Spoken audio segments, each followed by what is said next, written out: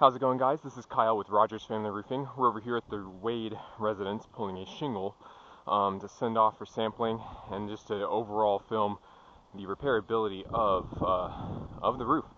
Just for context, we do have just a little bit of a shot of the back of the home, so that way we can see some verification points between the actual photos of the property and the roof itself. What I've gone ahead and done through here is, tried anyway, I bracketed out, the wind is taken away, it's my chalk already. I bracketed out the shingle in which we intend to pull, and we can see right here, very creased applique. I've also gone through and I've numbered all the appliques above the shingle we're pulling, as this is the area in which that we're going to be working in. So as you can see, the overall condition of these shingles, pretty well tabbed down. Nothing going on there. We just have this one crease right here. And coming over here to our controller sample area, just over here to the left, I'm going to try and not get my shadow in the way. As we can see, the shingles themselves, really great shape overall speaking. Nothing lifted, nothing popped. A little bit of wiggle, as we see right here in the corner. Pretty typical given the roof this size.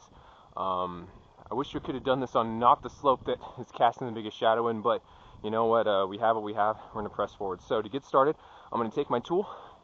We're going to go up underneath the shingle again. The bracketed shingle is one we are pulling.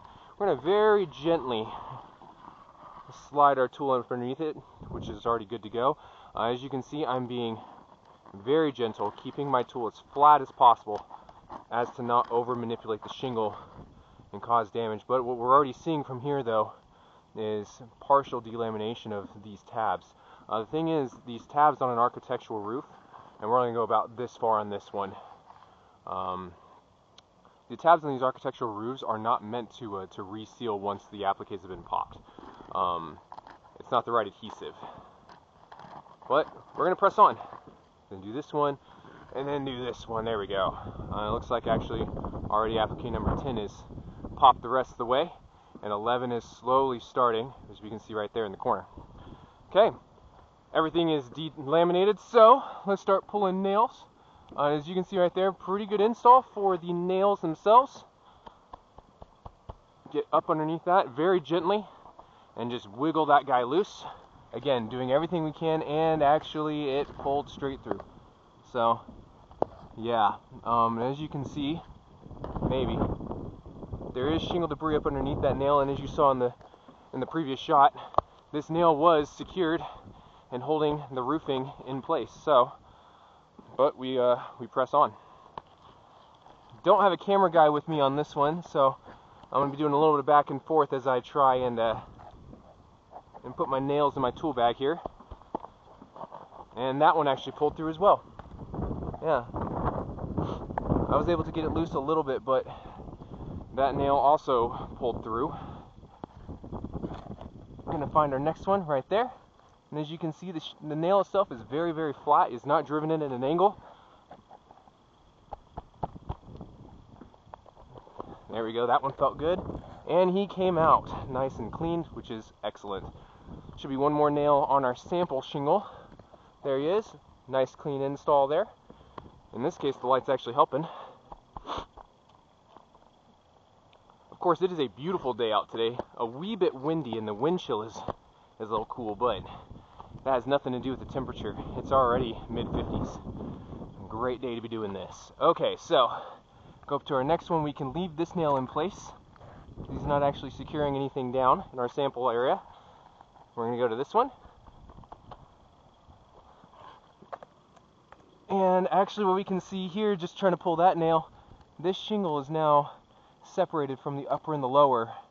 And yeah, the nice thing, and I could feel it doing that, and so I decided to stop pulling on it just to not over manipulate and cause damages. But yeah, he is fully separated. And the thing with this too is the average laborer is not going to be near this gentle on the shingles.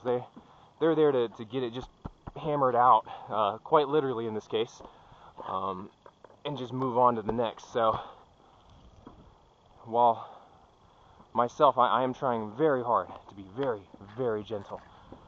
Okay, we got 2 more nails to go. There we go. Oh, we had some viewers in the tree or on the roof next to us.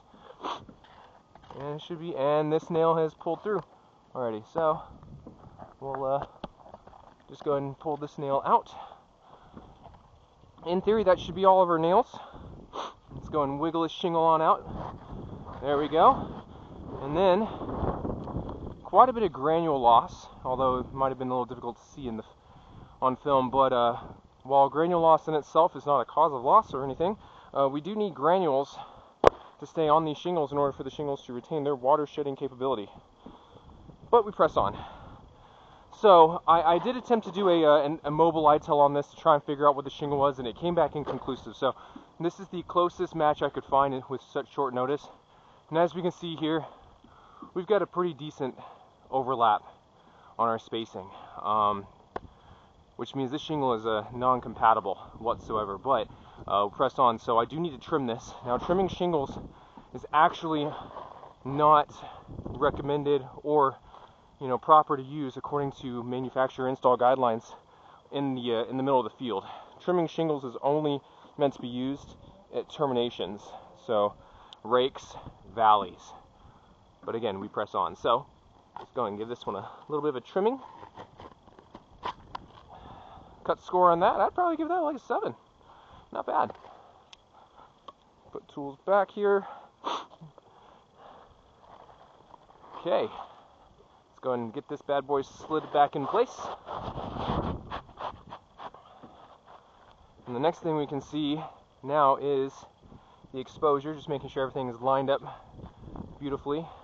The exposure here, I mean, we're over ½ an inch in difference here, which again is an issue just due to the compatibility of materials as adopted by the 2018 IRC per city of Nampa.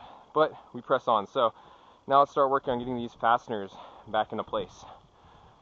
So the first one we're going to do is right here in the corner. And now here's the trick, right? As you can see here on film, I'm literally trying my hardest to not... I just felt an applique pop. Where is he at?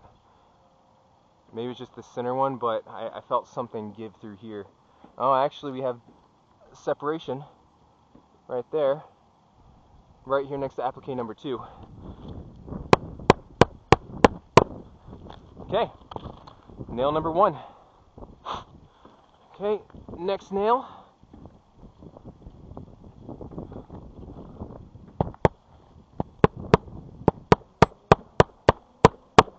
There we go. Applique number 3 is nearly fully separated right there. You can see I can get my finger up underneath it, which means that applique will fly off at some point. Okay, nail 3.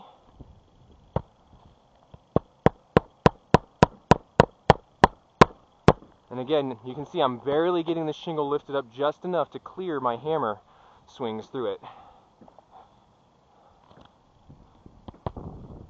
Oh, come on.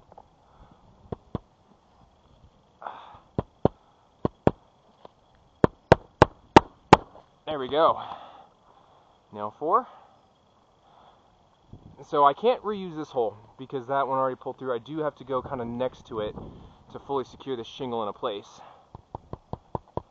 I'm already starting to strike the edge of the shingle. I have to lift it up just a little bit more in order to, ow, as I smacked my hand just a second ago. There we go. Applique 10 is, of course, fully. 11 is fully delaminated as well. And again, these appliques will not reseal once they've been popped like this. Okay, we can actually reuse this hole, which is great. There we go. And we're trying to reuse the holes here to limit the amount of penetrations through the underlayment is the main thing, right? There's no need to have excess holes in our roofing system unnecessarily. Come on now. I'm going to try and straighten that out just a little bit. Nope.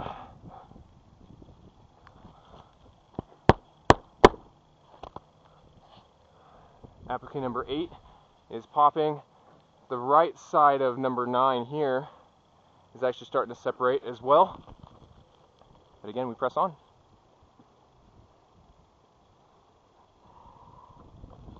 Excuse me as I fish nails out of my tool bag here. Okay, we cannot reuse this nail hole right underneath applique number 8 because he pulled through, so we do have to go kind of next to it here. Oh, come on. There we go. 8 is now fully separated on both sides here. I can actually stick my fingers underneath, only being held on this bottom strip here. 9, about the same. 7 is well, he's nearly there. And there should be one more nail to go. And actually, we didn't have to pull this nail originally, but he is fully pulled through. And so I'll go ahead and I'll get that one removed and then just reset. Come on now. 7, as you saw here on camera, just finished separating entirely.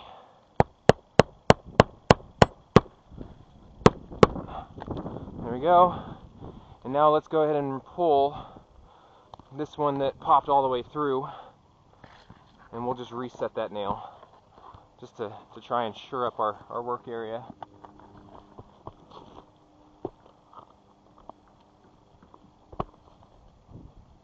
Oh, come on.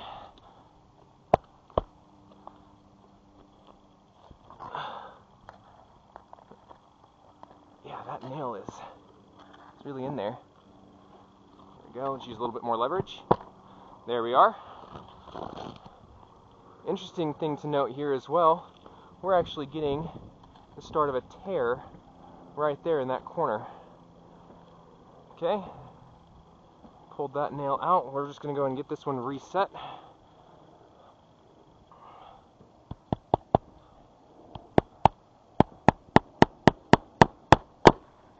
And struck the shingle because they are a bit on the brittle side.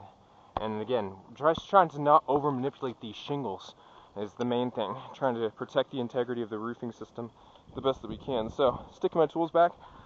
Review of the damages, right? We obviously have that strike right there. We had this nail pull through right there. We had this nail pull through right here. We had another nail pull through. That's alright, we'll get to that in a second here. Applique number 2 is separated on both sides. He's toast. We had a little bit start of a tear right there. Applique number 4 popped on both sides. He's going to fly off at some point. 5, you know what? We'll be real just generous with 5 because he's stuck in the middle, even though I can get my fingers in on the sides. But we're going to leave that one be. Number 3, we're actually starting to see a little bit of a crease right up here, the very top of this one. No good anymore. Number 11, fully popped. Number 10, fully popped. Number 9, we have some separation going on right here. So the entirety of shingle number 9, or this entire shingle, is now fully compromised.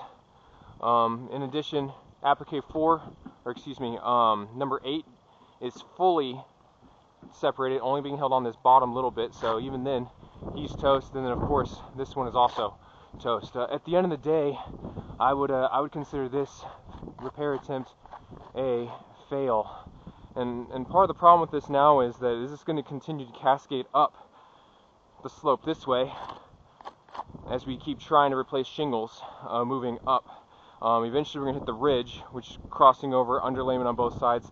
The biggest thing that we're going to have in way of that is as we continue to move, we're putting holes in the organic paper underlayment, which then hits this woven valley on both sides here, which unfortunately kind of totals out our back slope entirely just because that one.